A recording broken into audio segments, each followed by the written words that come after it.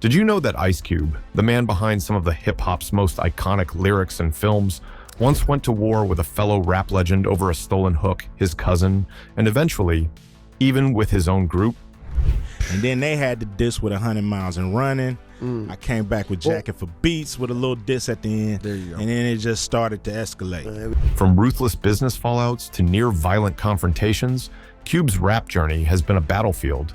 These are the top 7 artists Ice Cube hated the most, and the stories behind them will change how you see West Coast rap forever. Let's start with number 7. Lil Wayne. Did Ice Cube diss Lil Wayne? That's exactly what fans believed when Cube released I Rep That West back in 2010. The song immediately stirred the pot across hip-hop forums and social media. One fan even posted the art cover with the caption, Ice Cube dissing Lil Wayne. At first listen, it did sound like a jab, especially considering Lil Wayne was, at the time, heavily repping West Coast sets, sporting red aligning with the Bloods, while being a native of New Orleans. And to top it off, Cube even name-dropped Wayne in the track when he rapped. Leave this motherfucker. A paraplegic. Niggas around the world that think they want to bang. Don't get your ass caught up like Lil Wayne. I'm too West Coast for the West Coast. That alone had fans digging for deeper meaning. For OGs and hip-hop historians, the context made things more complex. Wayne had recently finished a jail sentence in New York, and his increasing ties to West Coast street culture felt off to some veterans. Cube, always protective of his region's identity, seemed to be drawing a line in the sand. Speculation erupted, Twitter debates lit up, Reddit threads broke down every lyric. Some listeners felt Cube was calling out Wayne's cultural borrowing. Others said it was bigger than just one rapper. It was about an entire generation shifting hip-hop's rules. But in an unexpected twist, Cube cleared the air. In a later interview, he made it known he had no issue with Wayne personally. In fact, he said, "You can't beat Lil Wayne." Cube then added that while he's done a lot for the culture himself, he acknowledges that Lil Wayne is a truly great. I mean, it's hard to beat Lil Wayne. Yeah. It's just hard. Lil Wayne, I just think he, is His brain's on great. another level, man. Yeah, exactly. His metaphors are, otherworldly. Of course.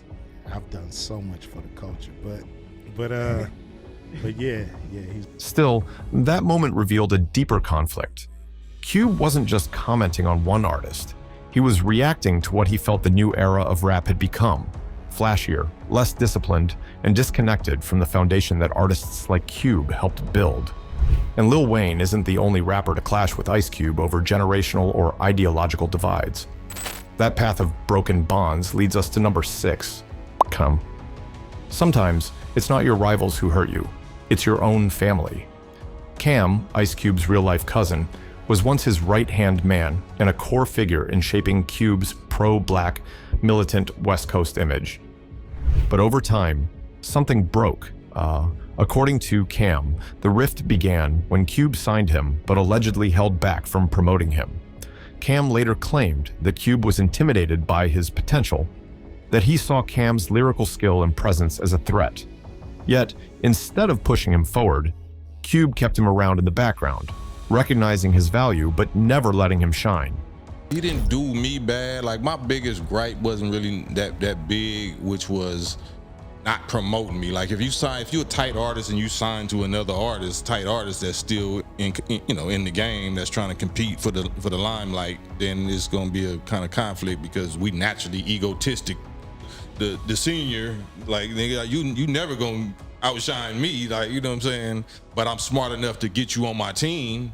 You know what I'm saying? I don't want you against me. I want you going against me. So I'm smart enough to pick up that type of talent, but I can't let you, I'm still building my legacy. So that's how that went.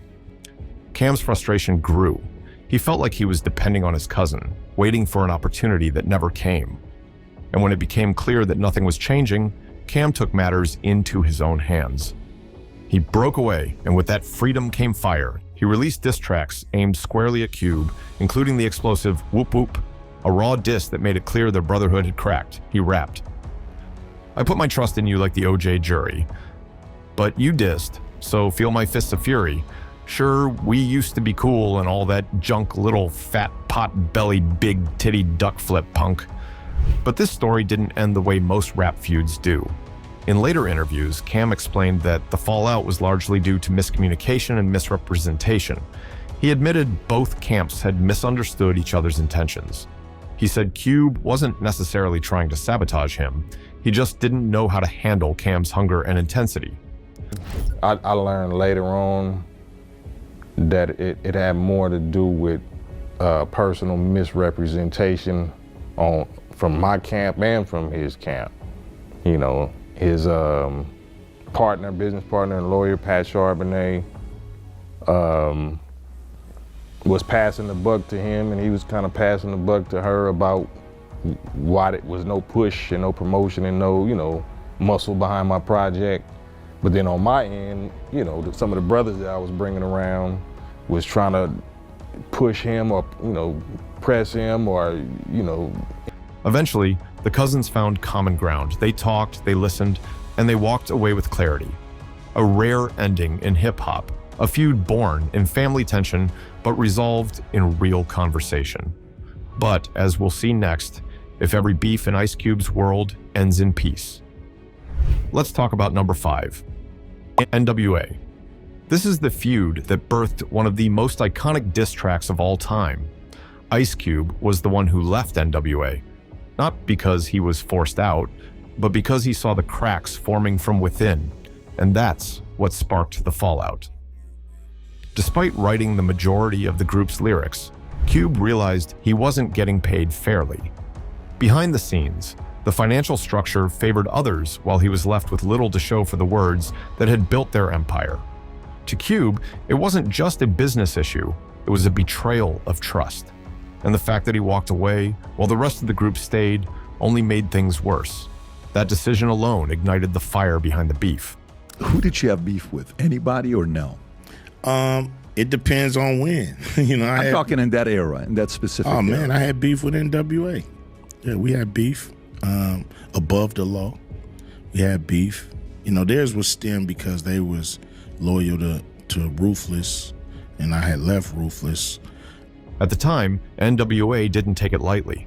They fired back not just with diss track, but with interviews that sent a clear message. They didn't care about Cube anymore. His departure, dismissed. His contributions, downplayed. How have things changed since Ice Cube left? Bettered. Yeah, it got better. For real. It's way better. Because there ain't no ego trips anymore. Never make peace with each other? No peace. But Ice Cube couldn't stay silent. He returned with No Vaseline, a track that didn't just hit back. It went for the jugular. With every bar, Cube accused the group of selling out and losing their integrity. It was explosive, controversial, and is still considered one of the most devastating diss records in hip-hop history. The track didn't just respond, it exposed. And it forced the industry to look closer at what was really happening behind the scenes in rap's biggest groups. As for the individual fallout between Cube and each member of NWA, that's a whole other story, and we'll get to that shortly. But first, let's talk about another beef that started not with betrayal, but with a stolen song. Let's move to number 4, Cypress Hill. This wasn't just a misunderstanding, it was a full-blown lyrical war sparked by accusations of artistic theft. The tension ignited when Cypress Hill claimed that Ice Cube had stolen the hook from their 1995 single, Throw Your Set in the Air, and repurposed it for the title track to his hit film, Friday. We took off on tour a number of months later, and our homies were calling us, from home, letting us know that, asking us actually if we had given that Throw Your Set song to Ice Cube. And we're like, nah, we didn't give him that song. What are you talking about? And they're like, well, we just heard it on the radio.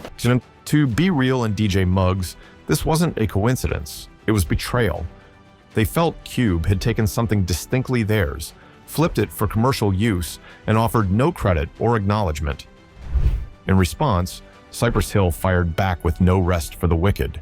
a direct diss track aimed squarely at Cube's credibility and respect for boundaries in the game. And then eventually, you know, it all just snowballed into the beef, you know what I mean? We felt like he wasn't being genuine with us. But they didn't stop there, because Ice Cube, never known to back down from a challenge, clapped back through his supergroup West Side Connection with King of the Hill, a track that reasserted his dominance while mocking Cypress Hill's accusations and questioning their authenticity. What followed wasn't just a clash of songs, it was a cultural moment.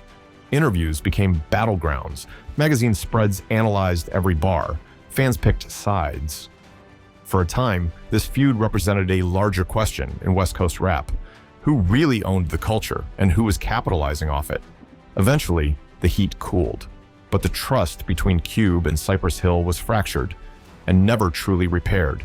For fans, it was a reminder that even shared geography doesn't always equal shared loyalty.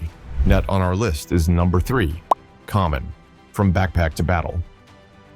In 1994, Common released I Used to Love Her, a brilliant, metaphorical breakdown of hip-hop's evolution, disguised as a love story. But 2 lines hit differently. She broke to the West Coast. I wasn't salty, she was with the boys in the hood. To casual fans, it was a poetic bar, but to Ice Cube, it felt like a direct shot at West Coast rap. How the fuck does Common and Ice Cube catch beef? Somebody said, yo, Cube dissed you on this song. So we playing the song, and I'm listening, I'm like, damn, this nigga. Cube was one of the most dominant voices representing the West. So when Common implied that hip-hop had lost its way by aligning with gangsta culture, something Cube had helped define, he saw it as an insult not just to the coast, but to everything he had built. Cube didn't hold back. He responded through Mac 10's West Side Slaughterhouse. Hey. First of all, I was like, King T, how you gonna not say this is a diss? He said, all you niggas want to diss the Pacific, but you niggas never get specific. I used to love her, mad cause we fucked her. Yeah. Pussy whip bitch with no comment. I mean, my first reaction was like, Slaughterhouse. But Common didn't flinch. Instead, he fired back with The Bitch in You, a scathing diss track produced by Pete Rock that tore through Cube's legacy with precision. It wasn't just disrespect. It was lyrical war. Behind the scenes, things got real. Common later admitted the feud nearly turned physical during a tense confrontation in Atlanta. Man, this might get ugly, he said during an interview years later. The energy had shifted from diss tracks to real-life danger. Enter Minister Louis Farrakhan. Recognizing how deadly the tension between rappers had become, especially in the wake of Biggie and Tupac's murders, Farrakhan called for a sit-down. The peace meeting, held at the Nation of Islam's headquarters in Chicago, was legendary. Attendees included Snoop Dogg, Bone Thugs and Harmony, $2 Hort, Mac 10, and even Fat Joe. What could have spiraled into another coast-to-coast disaster ended with mutual respect. Common and Cube squashed the beef, and years later, they'd reflect on the moment not just as artists, but as men. But if you thought that was the end of Cube's war stories, think again. His next feud, it started in silence and ended with a reunion.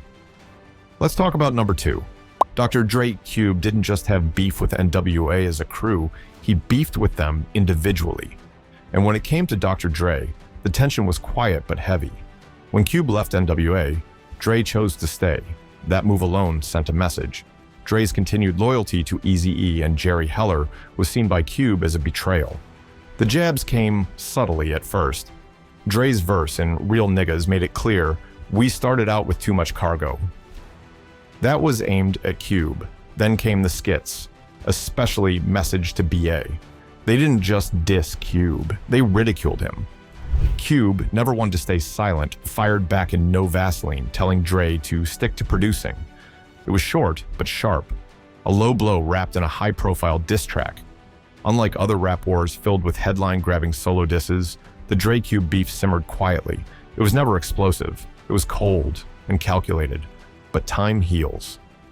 And in 2016, something incredible happened. Ice Cube and Dr. Dre shared the stage at Coachella. No diss, no drama, just 2 legends standing side by side.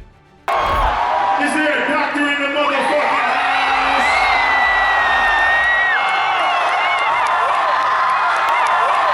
Hip-hop fans knew they'd finally come full circle.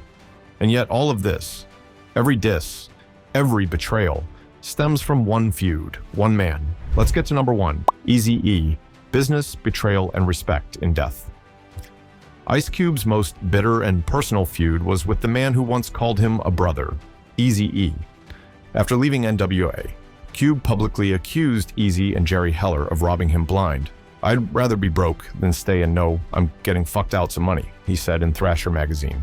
And Eazy clapped back on underground tracks and mocked Cube in interviews, but it was no Vaseline that sealed it.